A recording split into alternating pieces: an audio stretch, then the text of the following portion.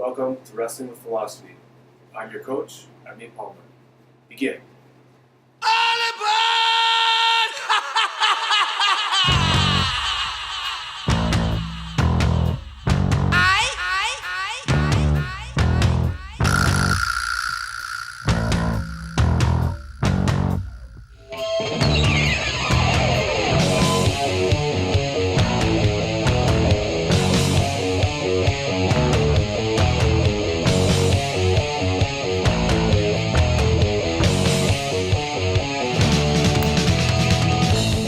Hey guys, welcome to Introduction to Ethics.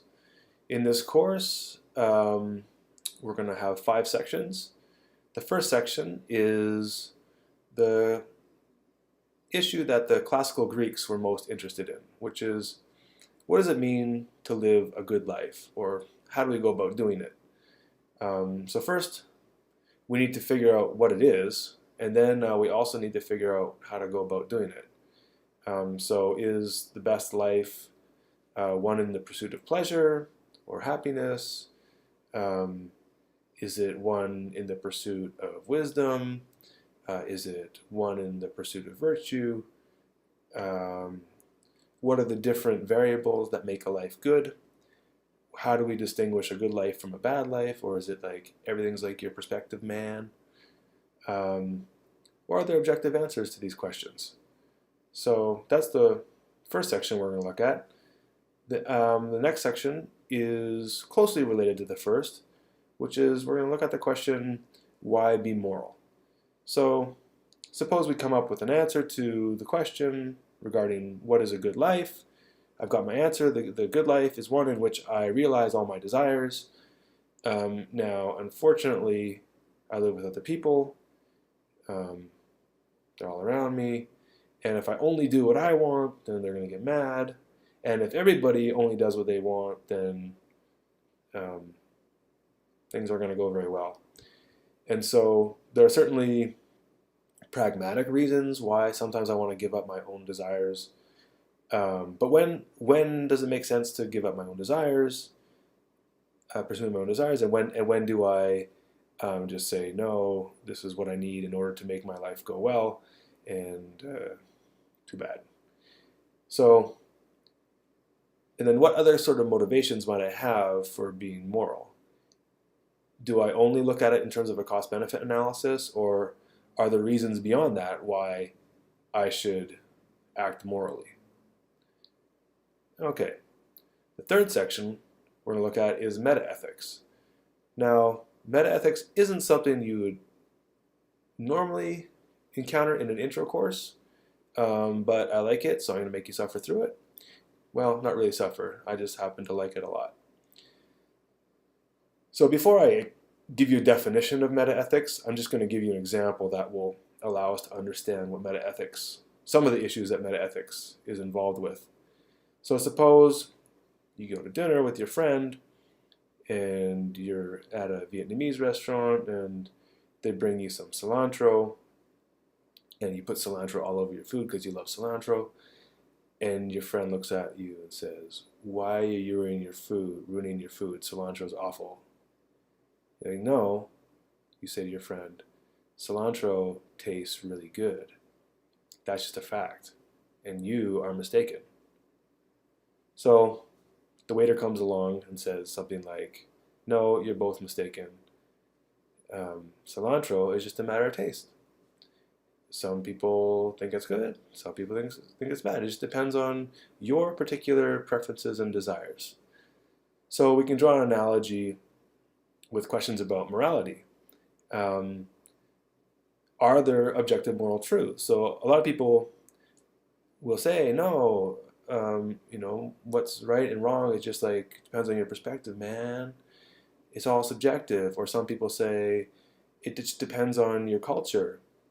But there are moral claims that some of us think are true, like it's wrong to murder innocent civilians for fun. So why is it true? I mean, if we want to say that it's true, why is it true? Do we think it's true just because we all happen to agree? Well, agreement on its own doesn't seem to make things true. In the past, people agreed that things that we reject are true, so agreement can't be the thing that makes things true. So metaethics, what we're interested in is the questions like, are moral claims objective, or are any moral claims objective? Or are they all subjective, or are they all relative to culture? And then, what is it that makes a moral claim true? So if I say that cilantro is delicious, if I want to claim that that's true, what is it that makes it true? If I want to say it's wrong to do X, what is it that makes it true that it's wrong to do X? Also in metaethics, we look at things like, what does wrong mean? And when I say something's wrong, what does that even mean? What am I referring to? When I say there's a hat, that's a hat, well, I'm referring to this object that's a hat. But when I say that action is wrong, what is the thing in the action that I'm pointing to that makes it wrong? For example, with the hat, I can point to the hat and say, that hat is brown. Oh, because it has the property brownness, and I can sense the property. But if I say an action is wrong, what is it that I'm pointing to in the act that makes it wrong? That's all stuff we look at in metaethics. All right, the fourth section of the course is normative ethics. So normative ethics kind of sets aside the metaethical issues, and we say, okay, what do we do? How do I decide, what principles do I use to decide whether I should do something or not do something? So the two classical or traditional views that you're probably familiar with, you may have heard, is something called utilitarianism. That's just fancy talk for cost-benefit analysis. So in utilitarianism, we say, well, how do I figure out what to do? I look at the scope of my possible actions, and I pick the one that's going to create the greatest amount of happiness for the greatest number of people. That's all I do is plug in the numbers, and that's the one I do. The other kind of view that's opposing this is something called Kantian ethics or deontology. This view says that no, there's a difference between something being good or creating happiness and what's morally right. So just because something creates a great amount of happiness doesn't make it morally right. And there are certain rules that tell us what's morally right, and we have to follow those rules. It's not just a matter of happiness. Okay, that's what we're going to look at in normative ethics. The final area of ethics is called applied ethics. So as you might guess, in applied ethics, we just take our tools of ethical thinking and we apply them to either a particular domain or to a particular issue. So some areas that we find applied ethics are medical ethics, professional ethics, business ethics, environmental ethics, educational ethics.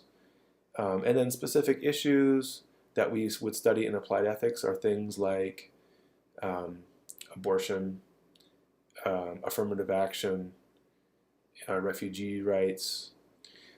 So once again, the 5 sections we're going to be studying in the course.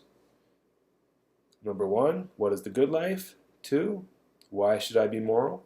Number 3, metaethics. Number 4, normative ethics. And number 5, applied ethics. All right. That's all for today. I look forward to going through the course with you. Please submit any questions.